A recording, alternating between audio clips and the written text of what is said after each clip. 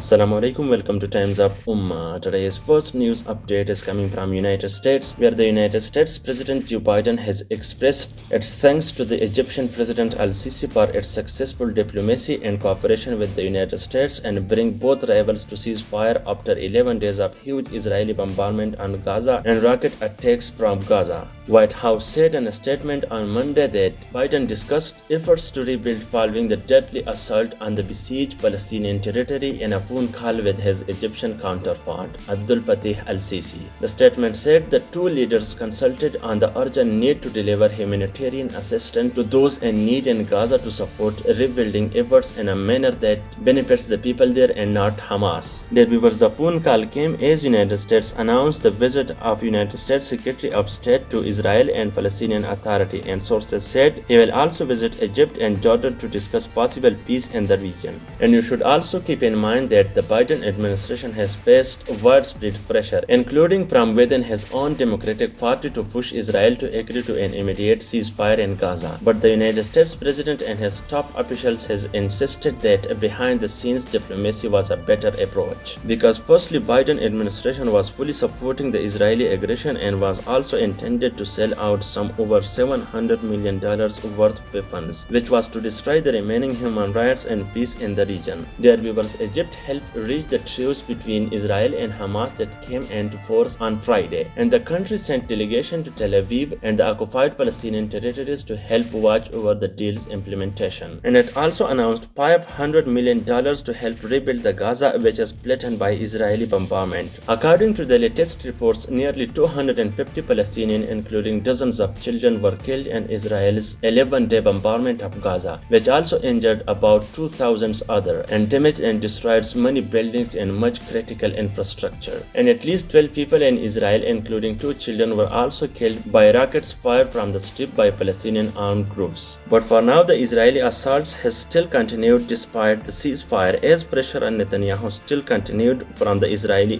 Knesset. The violence erupted after Israel's plan to forcibly displace Palestinian families from occupied East Jerusalem, and its attacks on Palestinian worshippers at Al-Aqsa mosque compound spurred widespread protests in Jerusalem, the occupied West Bank, and inside Israel.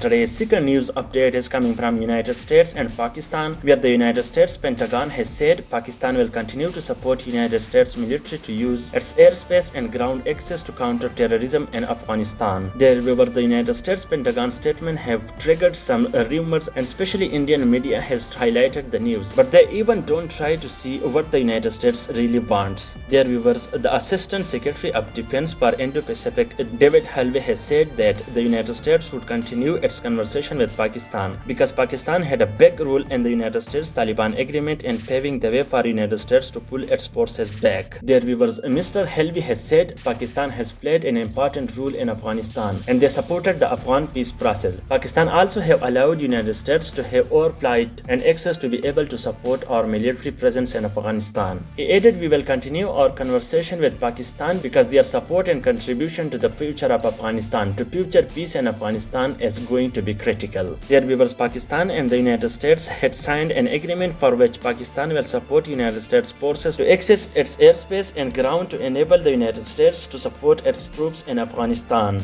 But the Indian media misleading its audience. Dear viewers, if you see the Pentagon statement saying Pakistan will continue, not Pakistan will allow, there is a big difference between both statements. And here I also tell you that the United States wants to look for a base inside the region and mostly tries to convince Pakistan for it. But Pakistan has learned a lot from its previous mistakes and will never intend to repeat that again. And Pakistani Foreign Office has made clear that there is no military presence or airbase in Pakistan, nor was any such proposal envisaged, and any speculation on this account is baseless and irresponsible and should be avoided. And the spokesman for Foreign Office has also made clear that there is no new agreements that has been made in this regard. But I think despite the regional situation, Pakistan will never think of it because it will directly affect CPEC because United States will never want China to operate in the region. And Joe Biden has also made clear that our big rival is now China, and that's the fact because in the previous year China has become more stronger and now it is a threat and challenge to the United States future. Because when United States was trying to spread terrorism and make its economy better through wars and terrorism in different countries, China was developing its system and focused on science and technology. Therefore, Pakistan is now trying to go with China instead of United States because if Pakistan will choose to go with United States, it will gain just the United States aid. But if it decides China, it will bring business, development, and a bright and independent future to Pakistan.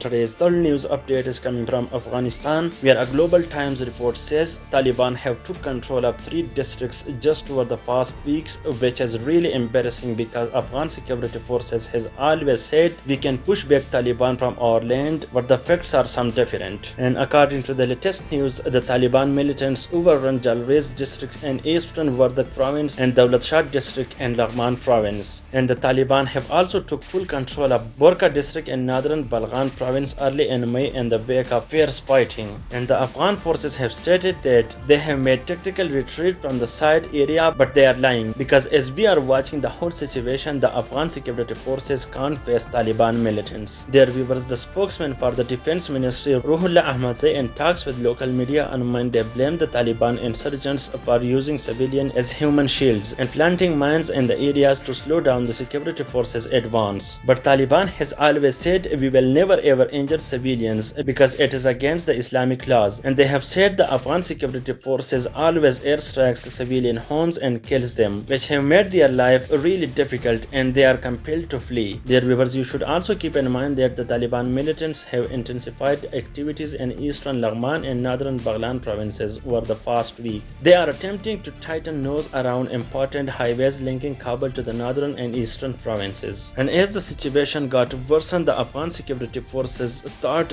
they can face high losses. The Afghan Army Chief Muhammad Yasin Zia visited Laghman's provincial capital Mehtalam on Monday, saying the militants' attempts to gain ground and have foiled the security situation there has been improved. And the provincial government has said 50 Taliban militants have been killed and 60 more injured and amid cleaning operation in Laghman. There was the Taliban have intensified its attacks as the United States forces started its withdrawal from Afghanistan and have captured hundreds of checkpoints and 3 big and important districts. And the former Afghan spy chief Rahmatullah Nabil believes that the Taliban outfit has been attempting to take control of highways and tighten nose around Kabul before the completion of the foreign forces pull out, probably July or September, to secure upper hand at any possible talks with the government. So you can now imagine what the Taliban plans for, and it is apparently clear that they will control highways near Kabul and will then easily take over the Kabul. What do you think about it? Please tell us in the comments box below. Dear viewers, if you want to watch top news of the day, please subscribe Times Up Ummah.